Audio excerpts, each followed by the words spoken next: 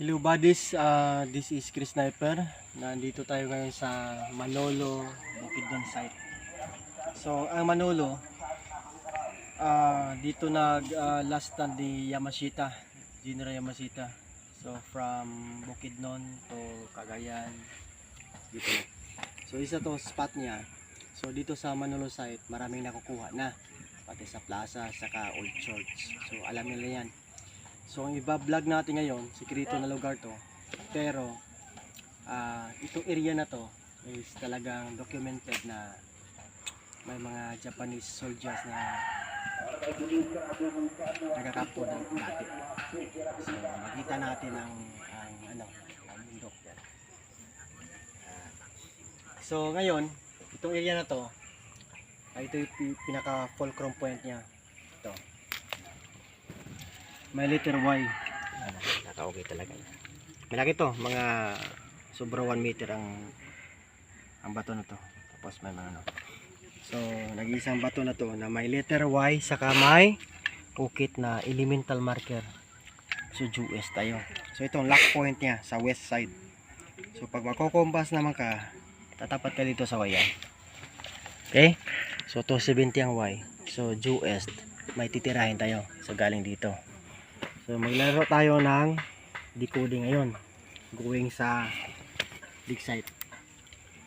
So actually ang dig site na remap na natin, may dalawang test dig, pero ipakita namin ngayon ang isang test dig lang. So may big load din, may separated 5 deposit na same dimension. So itong letter Y na to, lock point niya sa west side, kasi ang Y is code 7. Yan, letter Y yan, ano? Yan, ito. Okay. Then kukumpas tayo. Okay, di ba? So code 7 yan. Yeah, okay. So ito na siya. So naka-fix half buried BBM big boulder marker na talagang inukit. Na Y din sa kamay elemental marker na slash. Juice tayo. Pag step na ito ng 3 feet dito. 3 feet from here. Ito, may slash pa. Yan, may makikita tayo. Okay, dito. Ito siya. Pag tingnan natin, naka-fix pa rin. Hindi siya ma-move. Pero ginawang passage ito. Slash. So yung slash na yun, may slash din dito. So Jewish ang ating target. Pero ito, formation niya is heart formation. Ito. Yan, north-south alignment. Yan. Okay. Yan siya. Okay. So, Jewish na tayo diretso. Tingnan natin yung passage niya yan. Diba? Okay. 357 pattern. 357. Dito tayo sa code 3. Jewish. Okay. So, 15 dimension. 15 feet galing dito. Itong tatamaan natin. Ito yung dig site natin ngayon. Wow. So sa dig site, yan may bato pa yan nga STM yan. Tabo na lang yan. May letter C yan. Yan. So directional from dig site to fulcrum point is 357 pattern. Yan. Yung may letter Y, lock na siya ang letter Y. Okay? So ito siya is STM. Okay, yan. Kunin mo yun na yan. Okay, may letter C din dyan.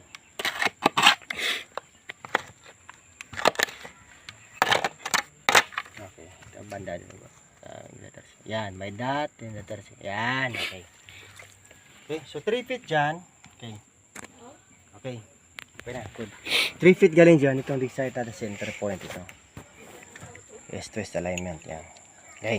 So itong dig site natin. So, ngayon, nag-trench tayo kasi scientifically explanation. Dapat mag-trenching tayo para makita na backfill talaga layer. Lamok. So, ito na ngayon ang dig site natin. So, binablog namin para mapag-aralan din ng mga kaibigan natin na nag-treasure hunting. So, hindi to panghambog. Pang ano to, pang guide sa mga nag-treasure para makatulong. So, yung may mga crab mentality ng mga tao dyan, manhimik lang kayo dahil hindi nyo alam. Ma-actual muna kayo para makita nyo talaga setup. Kung anong alam yung decoding, actual sa ano? Sa site. Oh, sa site. Hindi puro tayo Facebook. ito binablog namin para makatulong. Tsaka nag-hire sa amin, hindi basta-basta. Puro government employees. So ito siya, itong dig site natin. Dahil sure tayo na dig site. Galing doon, 15 feet ito siya, due east. Ito. Ba? Plus mag-add-ons ka doon sa fulcrum point, 3 feet, 18 feet. So due east direction. So code 3 tayo. So 357 pattern. Ito na. So ito na ngayon ang natin. Sinasabi natin na dig site. So paghukay natin ito, sa first layer, 1 foot pa lang, ito mga bato na yan, nakikita nyo. Backfilling. So backfill na bato. Hindi normal. Yan. May mga slice. Okay. Ano ang mga remarkable HTM? Kaya pag mag-testing tayo, para hindi tayo magpataka, hindi tayo sinasabi natin mamali sa dig site, dapat alam natin na ang dig site ay tama. Diba? Napakasimple lang. Para sigurado tayo na dig site. Dapat scientifically, dapat backfill siya. Hindi normal ang layer. Ito makita natin hindi normal talaga. Backfill din, lupa na naman sa 2 feet. Pero may mga remarkable sa 3 feet. Pakita namin, nilinisan namin ng tubig para makita niyo. Okay. So ito tulong lang to para sa mga newbies or sa gusto makalam. Yung mga alam na magbabas pa rin, bahala na kayo. I-prove nyo sa site nyo. Kami may nakuha na kami sa Dangkagan, sa Pineapple site, may nakuha na kami doon. Mga item gold na circular. Okay. Sa Team Dabdab may nakuha na.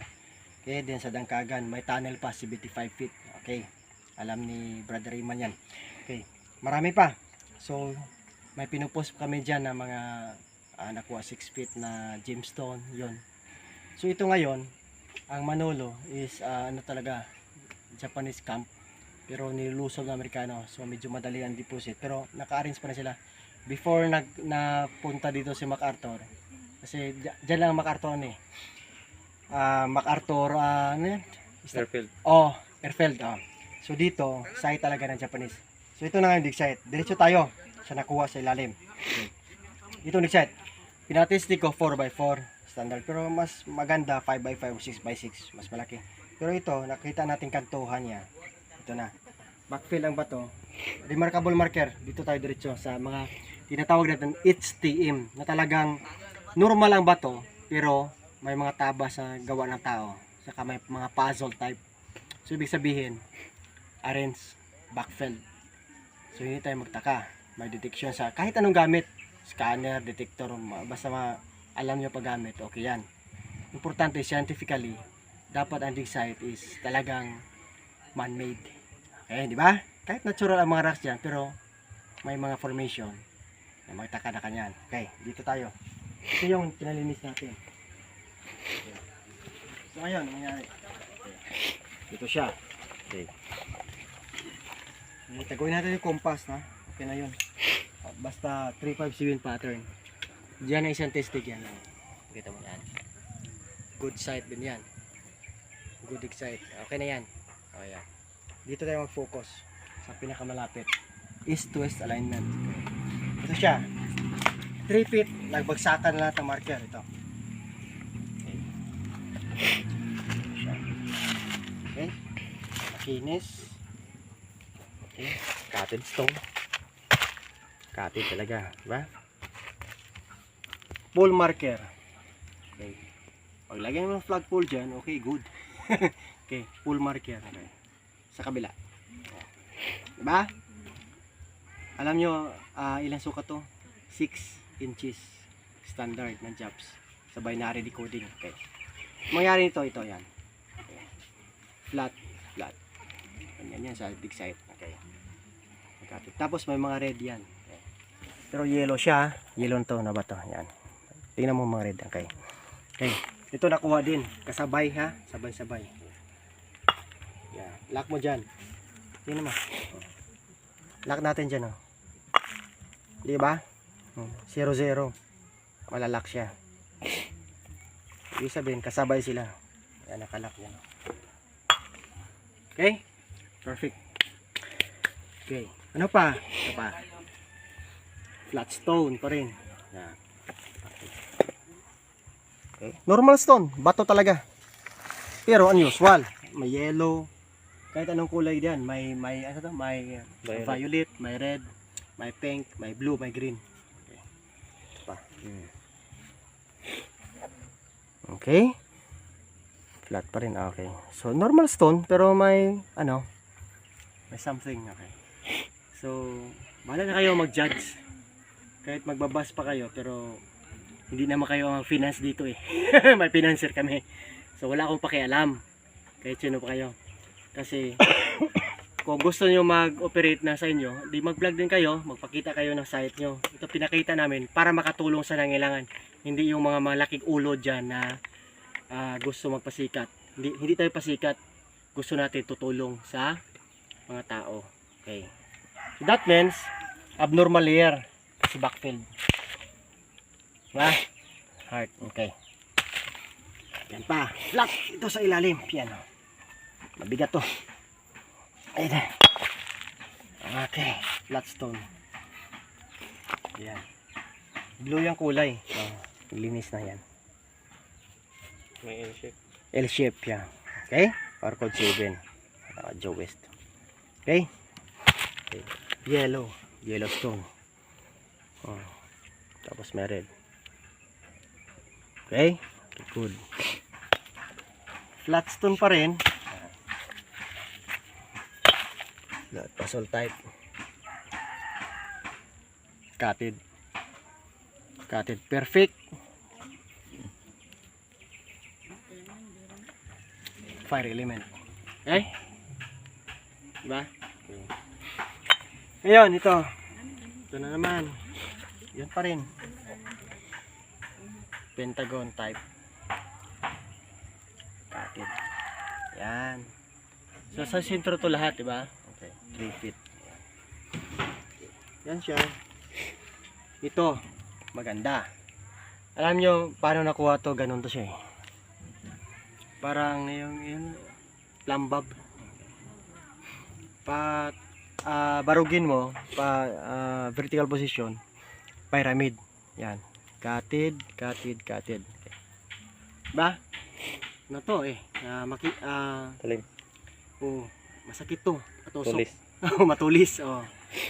So, sa mga ano dyan, gusto magpa-barang. Ito yung patira ko sa inyo. Oh, matulis yan. Okay? So, ito lang buddies ha. Tulong na to sa inyo. Huwag kayong maghukay na hindi sigurado. Dapat makita nyo na man-made talaga ang backfilling. Ito siya. Okay? Ganon. Okay. Diba? Maklaro ba? Side niya yan. Perfect yan.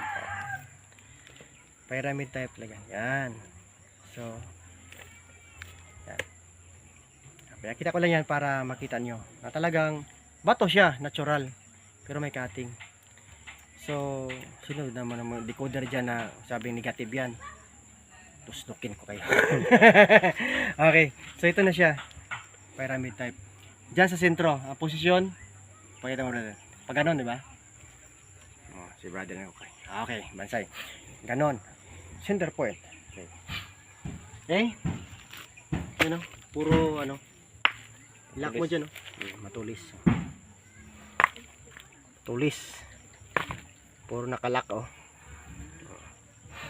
Ba? Perfect. Yan.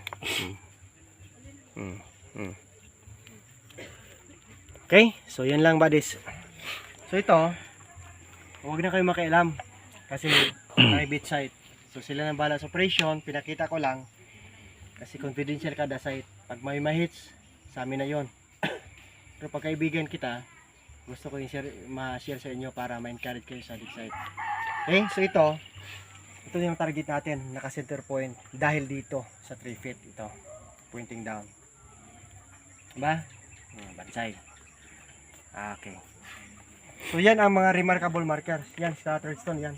Sa 1 foot, then 2 feet, puro lupa. May transition of layer ang tawag natin dyan. Then, itong tawag natin na, yan, puzzle type yan. Yan. So brother na kanon nito. Yan, puzzle type. Lock yan.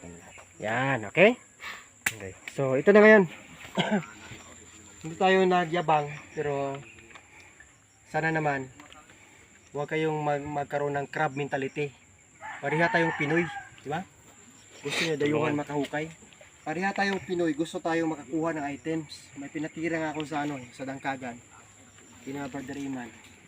Okay, puro bato, then puro kahoy, 9 feet puro kahoy, mga slab pa, tabla.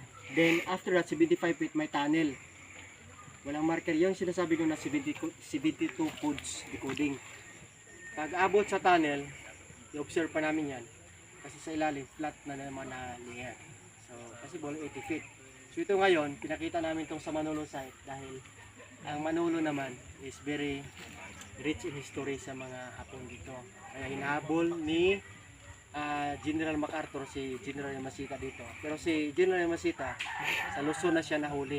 Pero may campus dito, Sincona, saka dito sa Manolo. May ano yung tawag monumento ni MacArthur? Airfield dito sa Manolo. Ito yon. Isang big site ang pinakita namin. Actually mayroon pa dito. Then dito sa area na to, may 6 kami na trace. Laka, Arrowway, ang layout. Post ko na sa Facebook ko, yung mga friend ko makita nyo yan. Then may bidload pa. So prepared site talaga. Okay? So yun ang buddy, sana may natutunan kayo na hindi basta-basta maghukay. Dapat naka-insakto ang dig site para hindi masayang pira, pagod, saka yung tinatawag natin na yung hindi masayang yung tinatawag pagod ng team. So yun lang, eat, sleep, and explore. Then andyan na exactly dyan na tayo magtansya. Hindi natin alam gano'ng kalalim kasi hindi tayo nagbaon. Pero alam natin na sentro tayo kasi backfilling. Pag ladderized type ang dig site, importante na sentro tayo. So yun lang importante. Pag nasentro na tayo, may tinatawag natin na code 6 marker XTM. So sa ilalim na yan. Ang binary decoding applicable sa taas saka sa baba. Compass sa taas, compass sa baba. Yun lang. Importante. Then kahit anong detector magagamit yan, pero sa remapping dapat sasapol ka sa dig site. Okay? So yun ang buddies, hopefully may natutunan kayo sa maikling video natin.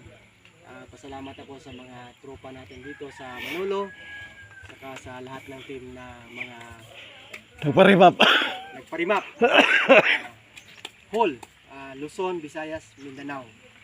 So once again, this is Chris Sniper saying eat, sleep, and explore. Then Bansay. Bansay. Salamat sa nagparimap karon nga adlaw. Hi, bye Pabs.